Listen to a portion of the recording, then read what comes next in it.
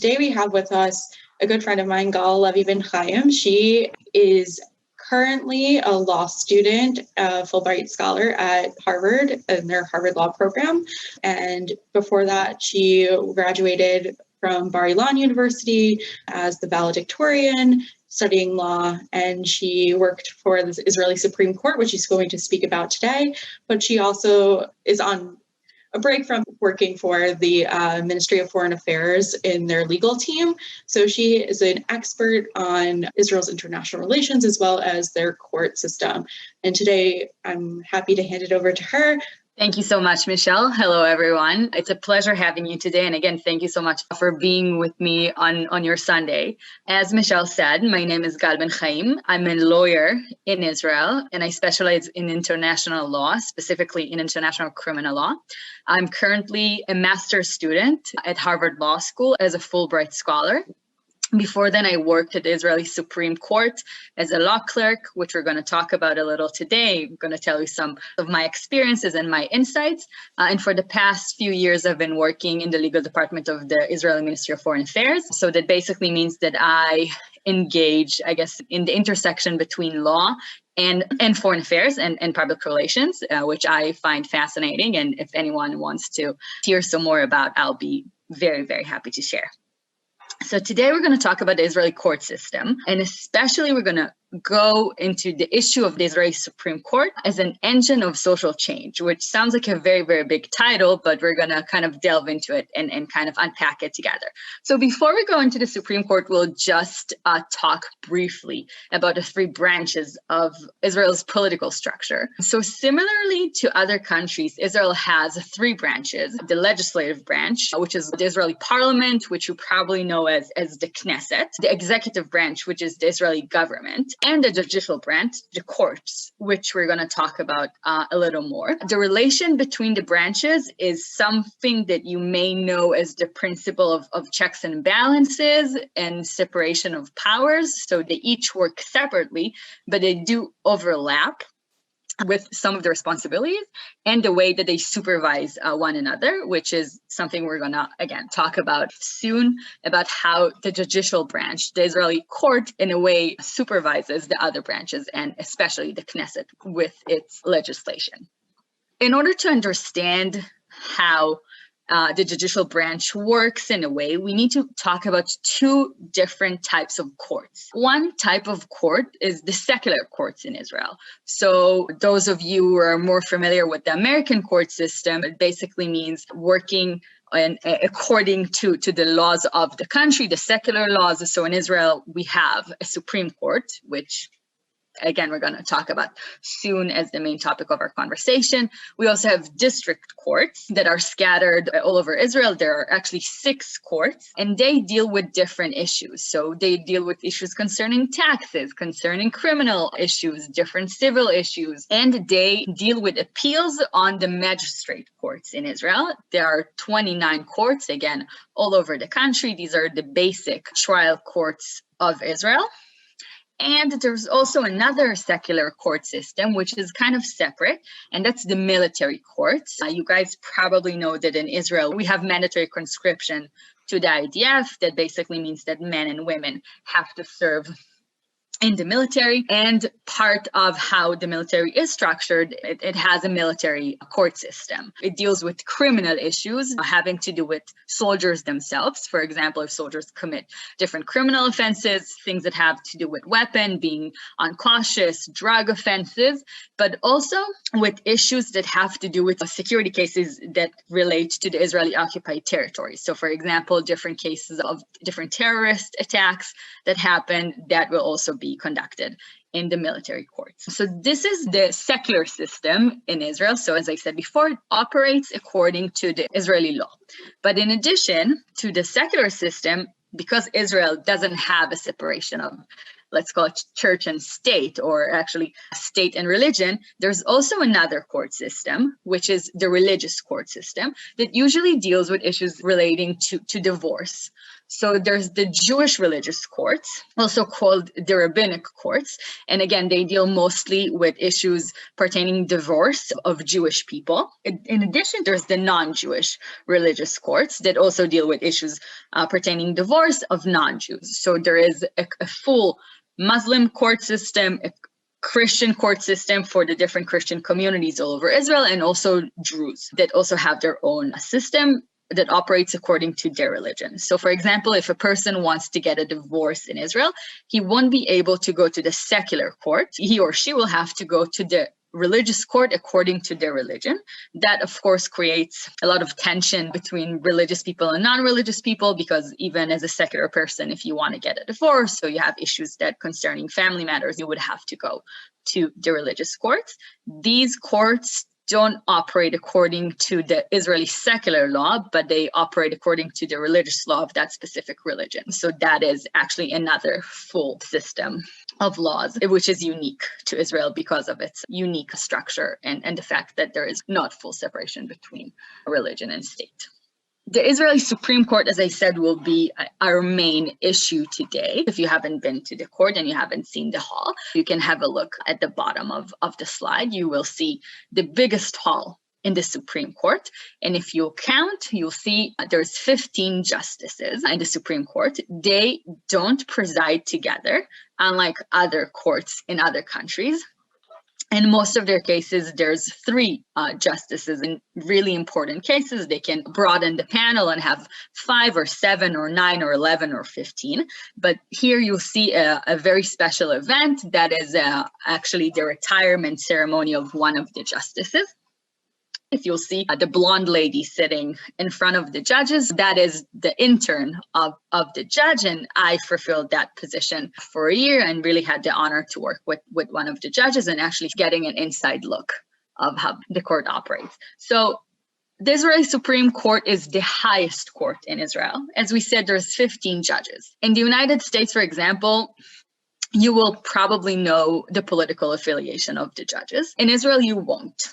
Judges are appointed by a professional judicial selection committee that has representatives of all 3 branches of the Israeli political system within the committee. So as you can see, there are 3 justices sitting in the committee. One of them is the chief justice. We have 2 cabinet ministers. We have 2 Knesset members and also 2 representatives of the Israeli Bar Association. So in a way, that is also a manifestation of the concept of checks and balances, because we do have all branches sitting together and making decisions about who will be the judges.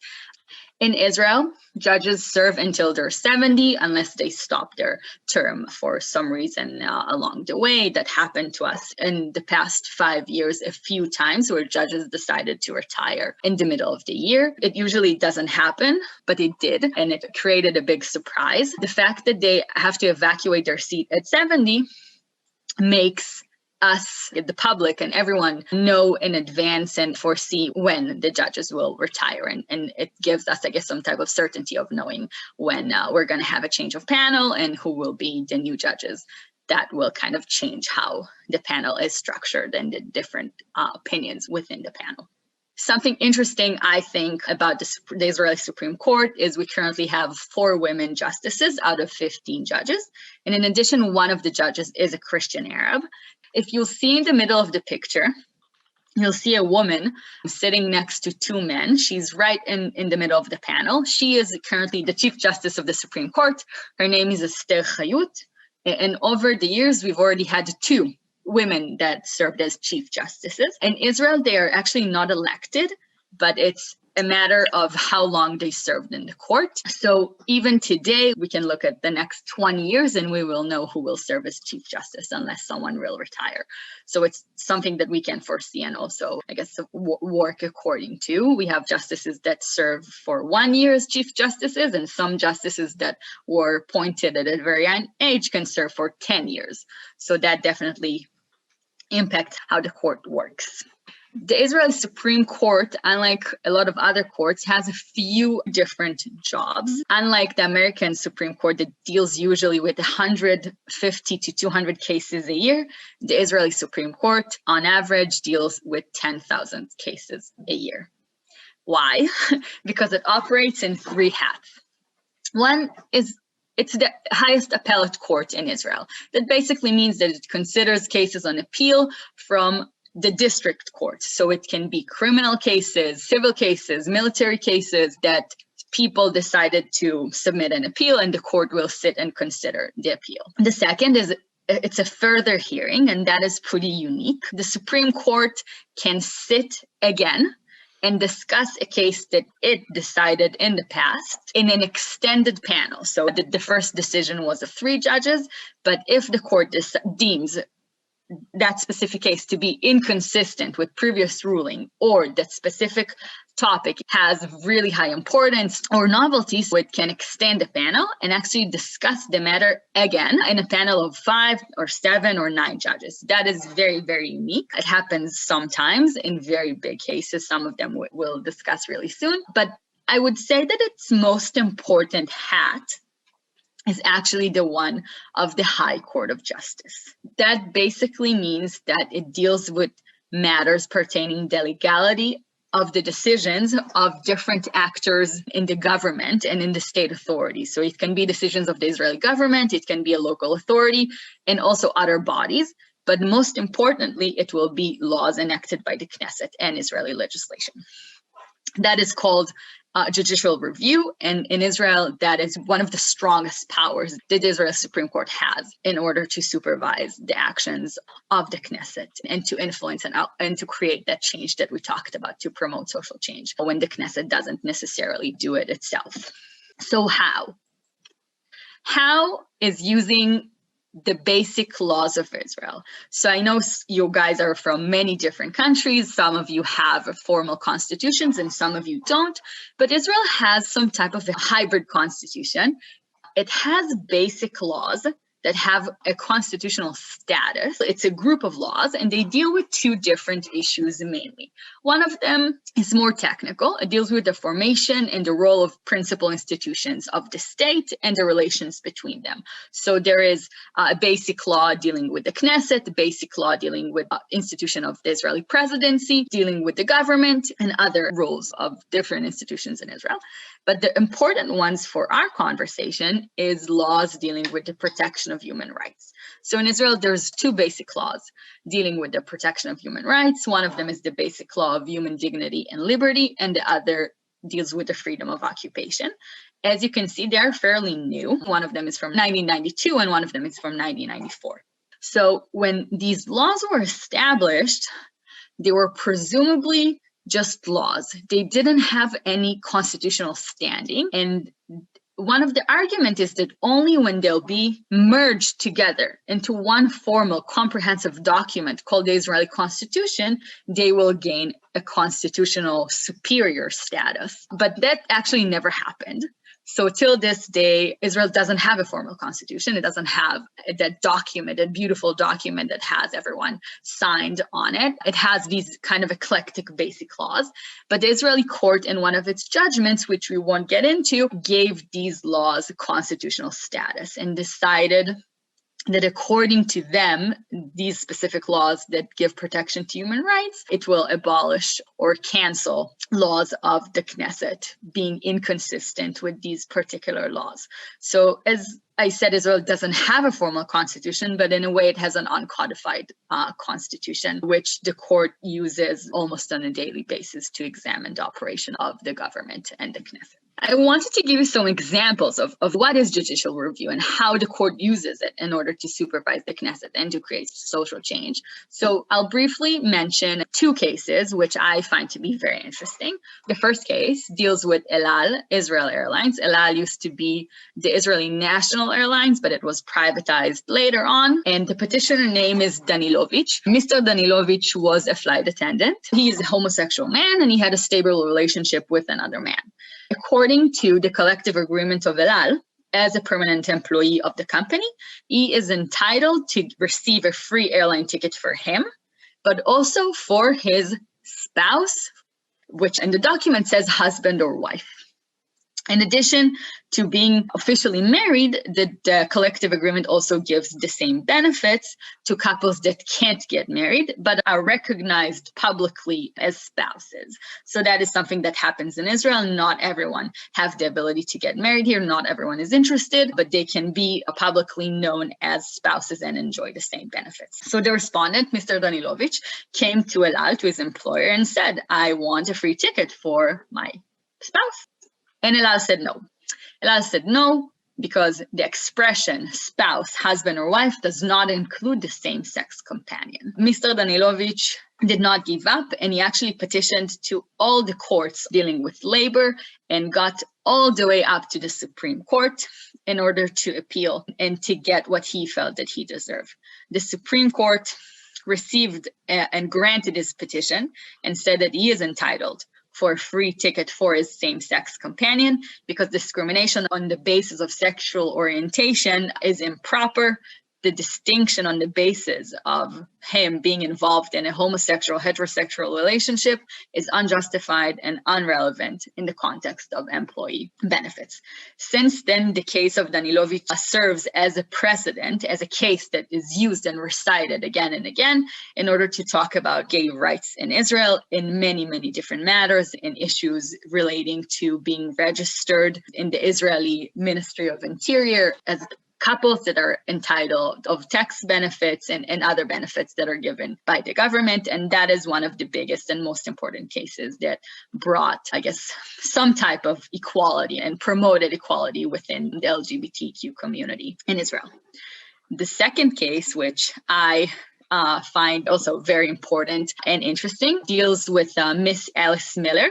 She petitioned against the Ministry of Defense because she wanted to be a pilot. She didn't want just to get the ability, or she didn't want to get the privilege of being on the pilot's course, but she just wanted to have the option and the opportunity to try out for the course.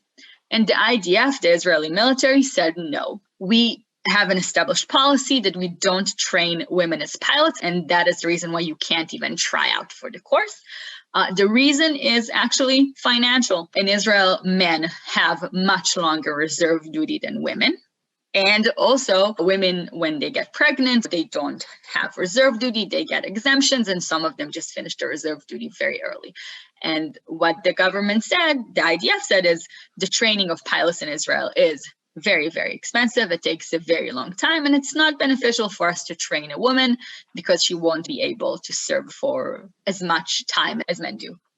The Supreme Court decided that he will grant Alice Miller's petition by majority. In a lot of, I guess, sensitive cases, there's also a minority decision, but we won't get into it. And according to its majority decision, such budgetary and financial arguments cannot justify the general refusal and rejection of all women from trying out for the aviation course. And Alice Miller is, if you ask most Israelis you'll meet, her name is known as the woman that opened the sky for Israeli women, because since then, women try out for pilots course. We have women that are combat pilots since that particular case. And this case is actually used as precedent in a current case that's being discussed nowadays in the Israeli Supreme Court about opening other positions for women, positions in elite combat units that also don't have women involved in them. Most positions in the IDF are open for women, but some combat positions are not. And a few very, very brave and impressive 18-year-old women petitioned to the court that they want to get the opportunity to try out to these elite combat positions. And we'll actually have to wait and see if that precedent of Alice Miller will be used again by the court to grant these really impressive ladies the opportunity to try out for these courses. So these are just, I guess, a few examples of how the Israeli Supreme Court is used as a tool to promote these changes. It has to do with women's rights, has to do with equality, with different marginalized communities that are being granted equality and equal rights by the Supreme Court in a way when the Knesset and the other government authorities fail to do that. It's considered to be a fairly activist court, if you heard that phrase before. That basically means that it's not afraid or apprehensive of going into complicated topics and decisions made by the other branches in Israel. And in cases where it feels that it's unjust and it's unconstitutional, then it will intervene and kind of decide that some laws are unconstitutional and should be canceled or should be changed. Has there ever been any pushback by Israelis who wanted to know who's being appointed to the court and what their politics are and how they're voting? Great question. Yes, definitely. Whenever the committee kind of meets, it's all over the media. People want to know the judges. And then you'll see exposés of people that you've never heard of before. But now they're becoming like the biggest celebrities because the media is trying to go to their social media and maybe things that they said before and different articles that they wrote and papers that they wrote during their master's degrees in order to see what they think. So people definitely want to know, and the media is kind of making an effort to reveal the opinions of the political opinions and the legal opinions of judges, but I don't foresee that it will change, that it will be like in the United States where the justices are, I feel, put at a pedestal about their opinions. So that is something that most people here deem to be inappropriate because they don't have, for example, a meeting when the judge actually has to answer questions. That doesn't happen. They don't have a hearing. So the judges will be appointed without them knowing.